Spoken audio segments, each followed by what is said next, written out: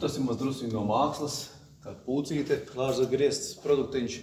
Tie ir tādi mazie prometāla produktiņi, ko mēs te spēlējamies. Tas tā kā pakaramais ar kaut kādu uzrakstiņu, te var uzrakstīt, ko kurš vēlas. Tas ir tās lāzera iespējas. Un te ir vēl viens mūsu mazais produktiņš, kurš ir, varētu teikt, 2 vienā vai multi vienā, jo uz šiem var diezgan daudz ko karināt. Tā kā jo vairāk karināt, jo vairāk multi. Un viņš ir arī kompakts, viņš ir saliekams tā, lai netraucē. Tā kā mums, piemēram, ir ofisā stūrītī, tā vai viņš var būt balkonā. Un tās ir līstekas.